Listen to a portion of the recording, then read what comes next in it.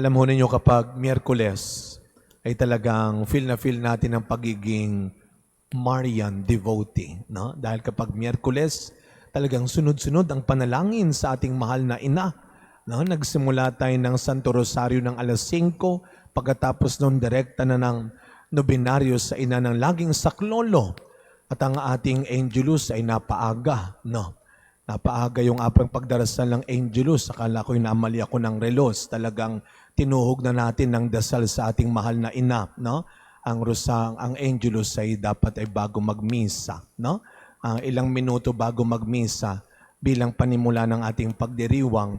Talagang ang Miyerkules ay araw ng ating mahal na ina. Bukod sa ating every 15th day devotion to Our Lady of Assumption.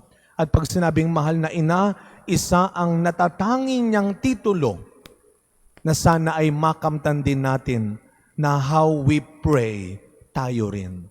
Mapapasana all tayo pag binabanggit natin ang panalangin, Aba, Ginoong Maria, napupuno ka ng grasya, bukod kang pinagpala sa babaeng lahat.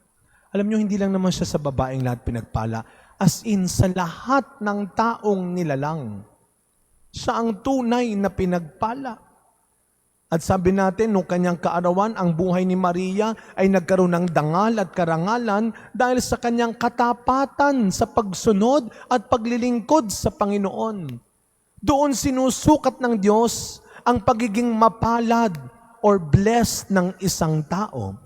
Siguro lahat tayo minsan sa buhay natin, meron na tayong nakilala, nakitang isang tao at nasabi natin kahit sa isip natin, napakapalad naman ng taong ito. Kung nanonood tayo ng balita, nakakakilabot. Parang hindi ka maiinggit, magngingit-ngit tayo sa galit.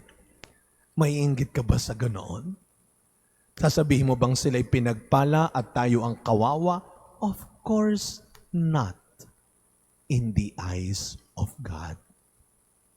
Kaya nga nung sabi ng ating unang pagbasa, kung kayo ay namatay ng kasama ni Kristo, kung kayo ay napasakop na kay Kristo, kapag pinili nyo na si Kristo, kapag ginusto mo ng tawaging Kristiyano, alagad ni Kristo, anak ng Diyos, miyembro ng simbahan, lingkod ng simbahan, ano ang sabi ng ating unang pagbasa?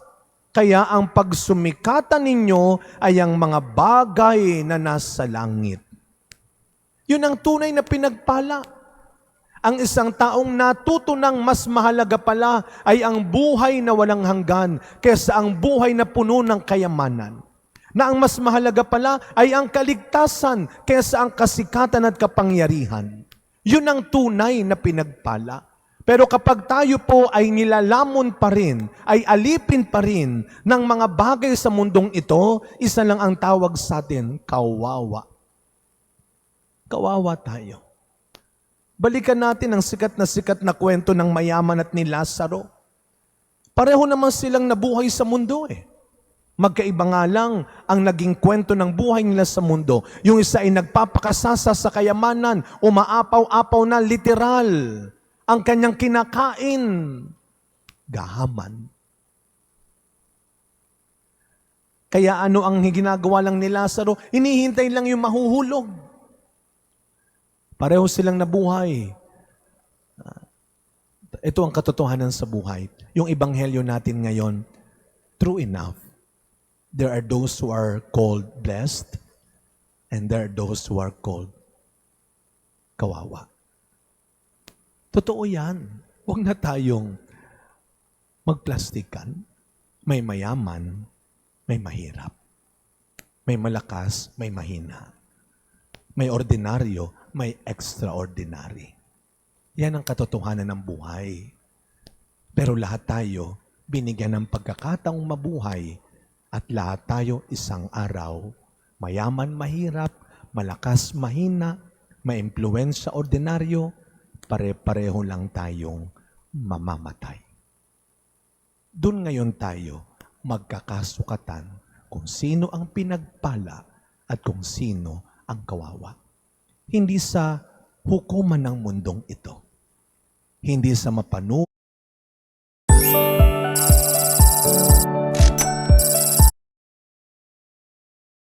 ring mata ng tao, kundi sa makatarungang hukuman at paningin ng Diyos.